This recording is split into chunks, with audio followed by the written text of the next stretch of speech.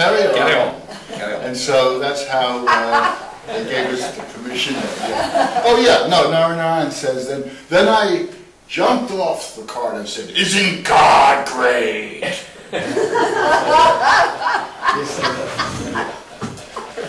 was heavy, dude. God is the It problem. was my grandmother called Sukama. Yeah. He was always fighting with Narayana. They had fist fights. Sukama. Sukama, not Narayana. I saw him a couple of years ago. He's still around. Oh, it's in L.A. He's got a big business. Oh, yeah. Restoring. Art restoration business. Yeah. You were building rock cut. When I joined, you were building the rock cut. Yeah. Remember? He's Fambo. Yes, I will. Fambo, Sukama, Narayana. Vrindavan Grini did in the painting. It was like a crew. Sukama left his body. Yeah. You know what he did? It was amazing. He had some liver problem or something. A kidney problem. He said, "I'm fasting to death." Mm. He just decided, so, okay, I'm leaving. Mm. Well, no matter what they could do, they couldn't feed him anything. Mm. After about 40 days, he left. Mm. Yeah. And the bodies were with him chanting. Yeah. He consciously said, "I'm fasting." Mm. That was great. We had a godbrother in Australia, I don't think any of you It's have not met him, It's not considered suicide. who was, there's this devotee in Australia, similar, his name was Dharmi. I don't think nobody, he never left Australia. He was insulin dependent from the age of 18 months. Mm-hmm. And for 50 years he was on insulin. And for the last 14 years he was on dialysis 3 times a week. And they gave him his own machine to have it at home. And he came along to the Sunday feast one Sunday and said, "That's it, I'm finished. I'm not going to do it anymore." And everybody was going, "Oh, it's suicide, you can't do that." And there was a bit of a debate and everybody said, "No, you're just refusing medication. You do what you like, it's your prerogative." So I saw him the last day he did dialysis, said my goodbyes to him. He stopped the dialysis, stopped the insulin. 5 days later he passed away. Which is, I'd like to bring up a point because I've been trying to get this going on worldwide, but starting in America. I think every temple should have a room available. It doesn't have to always be there, but it can be put in place for anybody death and dying so they can have a decent Krishna conscious passing, a transition. And it like I say, it doesn't have to be always there, but it can be a room in readiness. And we don't have to reinvent the wheel because there are people who already work with hospice who know how to do this, devotees. So I just think it would be good to instill this in every temple of the world.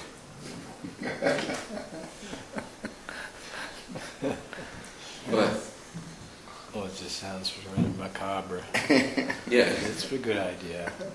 Well, yeah, I mean, like when they stole my 119 letters of Prabhupada, this was besides the shoes that they gilded, that they thought the Prabhupada shoes, and they worshipped on the altar in Berkeley. This was another trunk in the. They were his shoes. they were your shoes. I told them that you're a farmer if you're stealing. They had gold plated them. Then somebody asked, are they still on the altar? And I said, no, they were off the altar in a microsecond. But somebody had stolen the letters, so I asked the archives, could I please have my original letters? So Ekanath said, sure, Buddha-dash, you can have your letters. And but he says, but when you die, can I have them back? Good bedside manner, you know.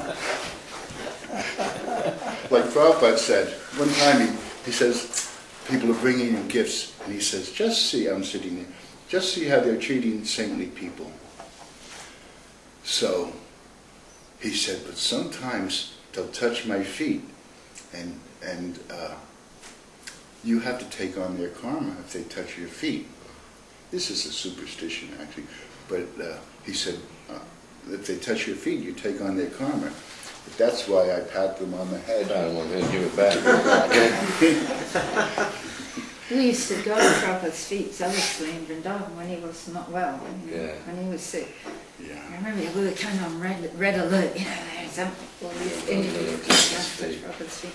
But at the manor, I always feel weird when people come in and they, you know, you've got those lotus feet, the silver-plated ones, and but if people grab Prabhupada's feet, it feels so familiar, too familiar. Everybody's going to Touch his feet. yeah, and feel funny about it. Yeah, they just want love That too. thing about gifts, there's in those little red books that Satsvarup did, there's one beautiful little story there of Prabhupada was visiting a temple and there was a new devotee there.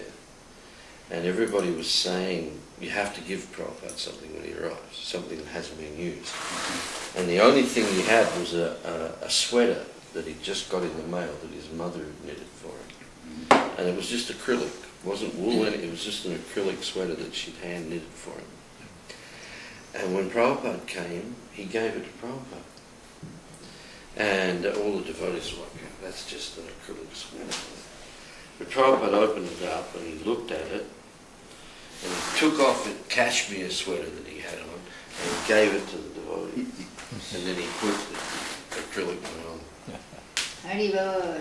I thought, what a, I such saw an him do that exemplary story. many times with watches, especially. And Shukashirti has a story about a shutter or something. Yeah.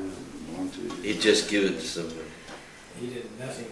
He didn't hold on to it. I didn't possess anything. Well, Sri Sri told a great story about socks. They'd been in Mexico, Yeah. and they went to Atlanta, and there was a total change in the seasons. It was freezing cold in Atlanta, and somebody gave Prabhupada many pairs of socks. And he said, Prabhupada called him in and said, do you have any socks? He said, no, Prabhupada. He said, choose, take what you want. And Sri Kirti's mood at that time was, oh no, I can't take anything from Prabhupada. But he said, Prabhupada insisted, take. And then he said, shoes, you have shoes? He said, these don't fit me, they're too small. Well, they're too big. He said, try them on. And he got a pair of shoes and half a dozen pairs of socks. And he said he went into the room where Pradyumna and I think it was, did he say Parivajikacharya? I don't remember. They were travelling with them, and they were in the room, and he walks in and he says, look what Prabhupada just gave me. And they got all over his case saying, no, you can't take anything from Prabhupada. You can't wear Prabhupada. You can't wear Prabhupada's things. And then he said, well, he insisted.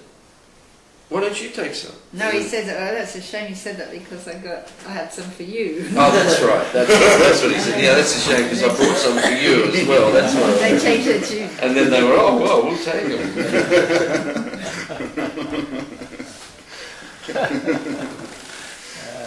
Do you remember John Harry? Sure. Sure. I wrote to ask him to come to the anniversary. Did you see him?